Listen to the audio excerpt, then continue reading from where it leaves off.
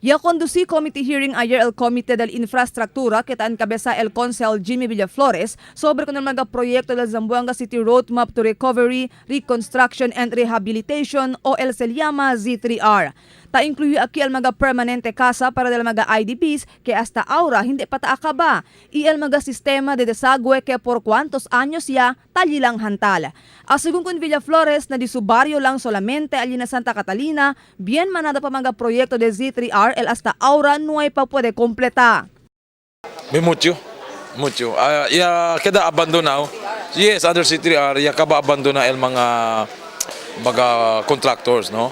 Presente durante el hearing el mga representante del diferentes mga ahensya envuelto na implementasyon del Z3R, igual al de National Housing Authority o NHA, y DPWH y otro pa.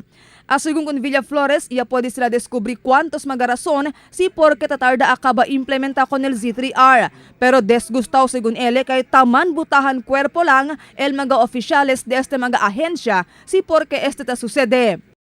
Mucho drainage system, anda sila agwera, after ya deja sila abandonar more than a year, ya. E rason is, no hay pa daw el Samselco man-transfer kung ang mga poste affected na construction of drainage.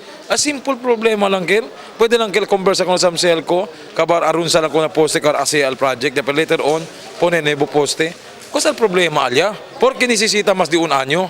El missing link alya is a proper coordination among agencies concerned in the implementation of the C3R projects. Amo el kami kose sabi ayer na public hearing.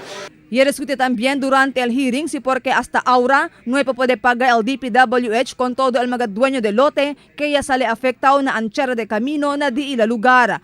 Asigun con Villaflores, makaestranya si porque hasta ahora no hay pa puede pagar con el mga IDPs, siendo yaman download yaman según el gobierno nacional con el fondo na DPWH.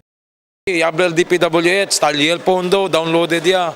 El mga chera que debe gane paga ko ng mga lot owners. Amo palang tan assess el dila parcellary survey del chera. Amo palang taas el mga assessment el DNR. Kaya to 3 años mo palang taas Depe el interview, el negotiation, last year pa yase. Depe ara tali pa pending ang mga papeles. Kusa el problema? Because hindi sila tamobe.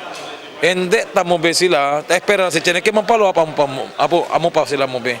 Asigun con Villaflores, hindi mas sila ay conduci otro hearing acerca con este asunto. Y rekomenda según el de su comité con todo el mga concern na ahensya para resolvea con este mga asunto na mas temprano lleva sila con este na atensyon del nuevo secretario del DPWH Mark Villar o na oficina mismo del presidente del país, Rodrigo.